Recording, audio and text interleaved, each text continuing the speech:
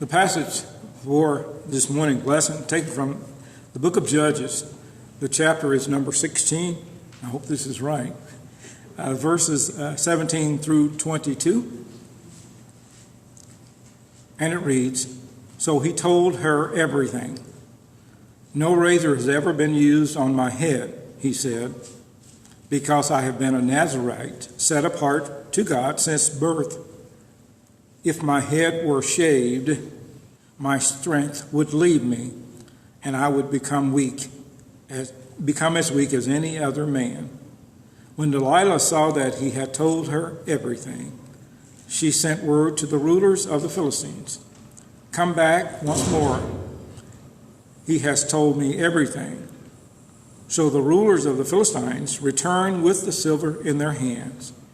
Having put him to sleep on her lap, she called a man to shave off the 7 braids of his hair, and so began to subdue him, and his strength left him.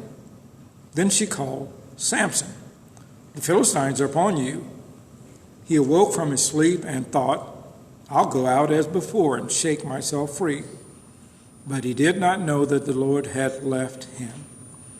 Then the Philistines seized him, gouged out his eyes, and took him down to Gaza. Binding him with bronze shackles, they set him to grinding in the prison. But the hair on his head began to grow again after it had been shaved."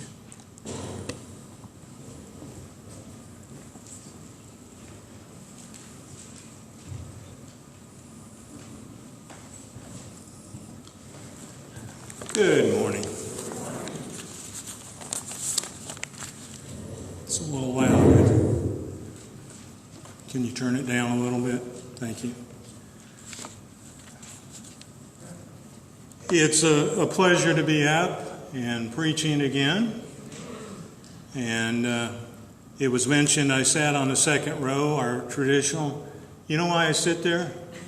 Shorter distance. If I had to come from the back, you would have to wait a little longer for the sermon to begin. And I want to let you know during the process of today's sermon, if you begin to see my left leg shake or anything, I've got an infection in that lower leg and foot. And some evenings, Cindy and I just have to laugh because all of a sudden, without me doing anything, the foot and leg will just start shaking uncontrollably. So if I'm up here like a dog shaking its left leg, you know that it's because of the infection that I've got in my leg. How many of you are familiar with the name Steve Irwin? Obviously, because that picture of him is on there, you probably know him better, though, as the crocodile hunter. Okay? I want to state right now, this man had to be certifiably crazy. How many of you would approach a crocodile? How many of you would dare get close to a crocodile? But this man would go around, not just hunting them, but to get as close to the crocodile as he could without getting eaten, without getting caught in its grasp.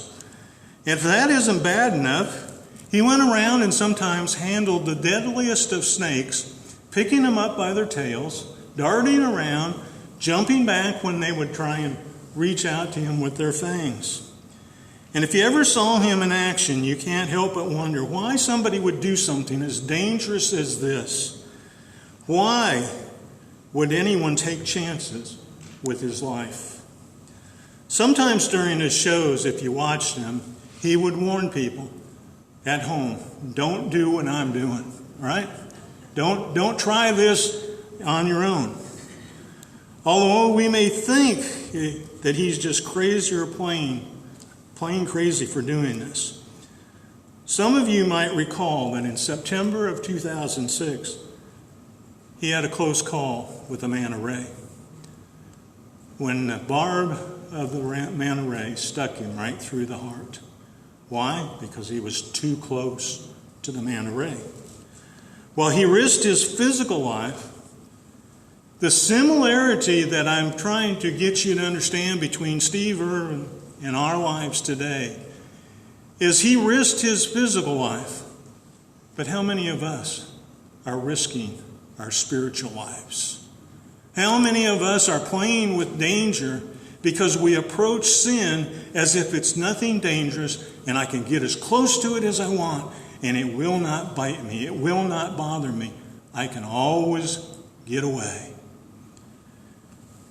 So we sometimes have to realize, like Steve Irwin, we need to not play with crocodiles. The Apostle Paul warns us in passages like 1 Timothy 6 and verse 11 and 2 Timothy 2 and verse 22. He lets us know in those passages that we need to flee evil desires and pursue righteousness. But often we pay little attention to the advice that Paul gives us. He tells us in Ephesians 5 and verse 15 to be very careful how we live because the days are evil. And he urges us to conform our lives not to the pattern of this world, but to the Lord's pattern. We disregard his instruction, and often we do the unthinkable. We inch closer and closer to sin. Sin that acts like a crocodile and it suddenly can reach out and take hold of our lives.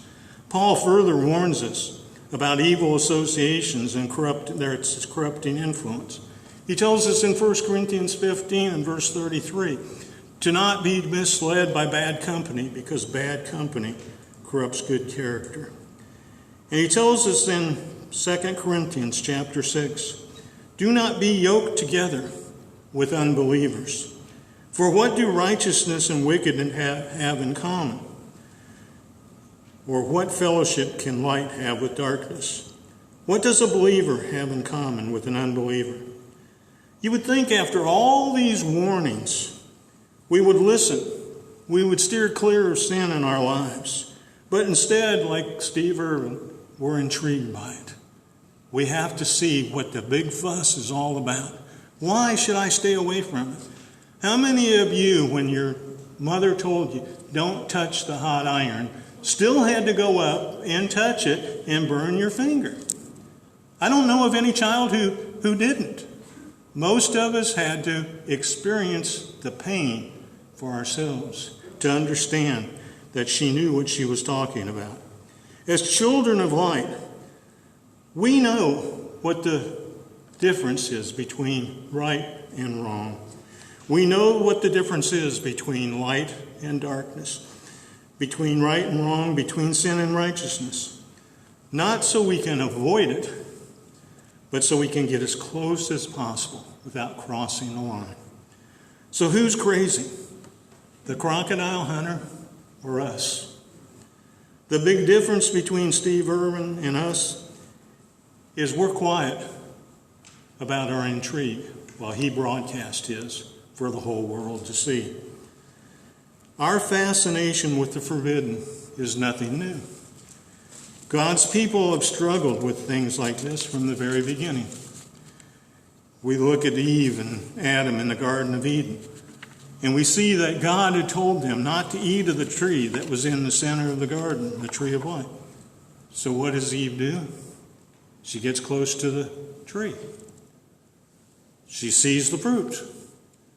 She should have moved away. God said, don't mess with this. Stay away. But she inched closer. And of course the servant intrigued her. No, it will not do this to you. You will not die. And of course, she took it, and she took a bite, and the crocodile had her. That is the trouble with sin. The closer we get, the more attractive it becomes. The power of enticement takes over. And we so often give in to its desires and cross the line that leads to eternal death. We look at people like the sons of Aaron, Nadab and Abihu. You remember those two young men? They were told what? They were to offer fire in their censers, but not to put incense in it, not to mess around with it. Don't just treat it frivolously. Now, either through indifference to God's commands or out of their own wicked desire to push the limits and please themselves, the two of them played with fire by adding incense. And they got burned with this.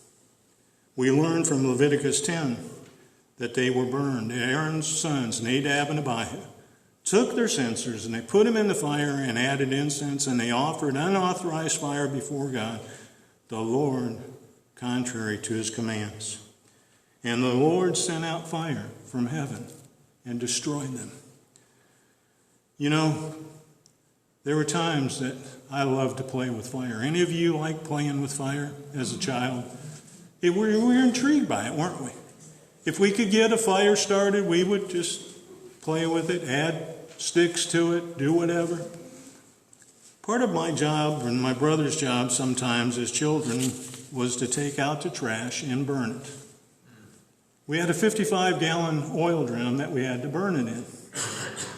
And I was too little, probably, to be doing it, so I had to hike myself up onto the barrel to start the fire.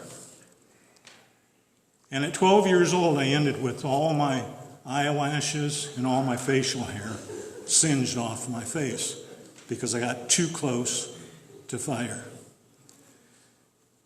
When you get too close, you may think you're safe, but you never know when sin will take you. In our scripture reading this morning, what was Samson's downfall? What was the cause of his downfall? What happened to cause this strong man who had killed a lion with his bare hands and had killed 1,000 men with the jawbone of a donkey to wind up as helpless as he did? Samson's power came from God. As a Nazarite, his life was to be dedicated to God. And one of the things God had told people like him is they were not to touch any dead carcass, any dead corpse. What was the beginning of his downfall? Samson, this big, strong man, decided that, hey, on his way to get a wife from the Philistines, which was another thing he shouldn't have done, he sees that lion he had killed, and he sees that now bees have set up home in its carcass. And he goes over and dips his hand in and takes some, departing from what God had told him to do. Samson, being this big, strong man, felt that he could handle the situation and keep it under control. Whether it was the lion or whether it was simply the fact that he went and made himself available to foreign wives. That was his downfall. Samson had a desire and appetite for the things of this world rather than the things of God. And we're told by James in James chapter 4 and verse 4 that friendship with the world makes us an enemy of God. Samson was proud that he was capable and strong enough to handle himself, and he felt he could handle sin as well. He never thought it would overpower him. And how many times does a man have to have a wife keep saying, well, what's the secret of your strength? And then have Philistines come in and try and take control of him to realize she's trying to do something nefarious to his life. But no, he keeps playing the game. He keeps giving her little clues, but they weren't fully it. Finally, when he tells her the real thing, and she gets his hair shaved off, which was the source of his strength, he thought when the Philistines came in, if you read there in Judges 16, he says, I'll get out as before and shake myself free. How many of us feel the same way when sin starts to take control of our life? Well, I'll shake it off. I can get away. I'm strong enough. Samson had forgotten that his power was with God. He forgot that sin is blinding. He forgot that things like this can come up and take hold of our lives. He never saw it coming. He woke up and he thought he could shake off these Philistines, but he didn't realize, because of his sin, the power of God had departed from him. It took some time, but the Philistines finally bound him. And he gouged out his eyes. They enslaved him. And then his hair began to grow, which is a sign that the strength was returning. But the damage had been done, hadn't it? He had departed from God. James warns us about the process of sin. In James 1 and verse 15, he tells us that after desire has conceived, it gives birth to sin, and sin, when it is full grown, gives birth to death. Samson died, yes, by his own power and through the strength of God, but he died mainly because of the sin in his life and departing from God. And like Samson, so many people think that they can keep sin from overpowering them, and they can creep as close as they want without getting caught. That's what happened to David in 2 Samuel, verse 11. Remember the story of David when he gets up at night and he goes out on the little porch area and he sees a woman bathing. He's intrigued. When he should have turned away, he sends people to inquire, who is this beautiful woman I saw bathing? And he didn't stop there. He invites her into his home. He didn't stop there. He kept creeping closer and closer, and sin began to take more and more hold over his life until he had finally given in fully to the sin. This morning, I want to encourage all of us to look for the crocodiles in our life. Now, why do I announce it as crocodiles? Sin has a way of looking innocuous. It has a way of looking good, like Eve, who saw the apple and saw that it was good. We want to partake of it. Just as we, as young children, liked fire and other things, we need to know it's dangerous. Dangerous as a crocodile. And instead of seeing the good in it, we need to see it as something dangerous, something that will take us and take control of us. So don't be foolhardy and think, well, I can dabble in a little sin, but then when it need be, I can get away from it. It doesn't work that way. Peter tells us in 1 Peter 5 and verse 8, he says, be self-controlled and alert. Your enemy, the devil, prowls around like a roaring lion looking for someone to devour. This morning I want you to think about your life. What is your crocodile? What is it that you struggle with and are very easily succumbing to the sin? Is it something as simple as anger when you need to back away from it? Do you get closer? Is it something like materialism in your life? Is it idleness? Is it sexual sins? We need to be alert and self-controlled and recognize these crocodiles when they threaten our lives, rather than see it as something fun and good. No matter what it is, we need to flee from it and obey God. This morning, I hope this message reaches some of you, because a lot of us, including myself sometimes, feel that we can get as close to sin, little things in our life that threaten us and threaten to separate us from God. And we think we can shake ourselves free when the time comes. But instead, they're like an ugly crocodile that grabs hold of us and doesn't let go. That's what sin does to our life. It drags us under and takes us away from God. This morning, if you recognize there's some things you're struggling with and you need to get rid of, we encourage you this morning to answer the Lord's call. We're going to sing a song of invitation. If there's anyone here this morning who needs to respond and be encouraged in your life, or if you simply need to give your life to the Lord and begin living for Him, washed in the waters of baptism, set free from the sins that hold you captive, we encourage you to respond while together we stand and sing.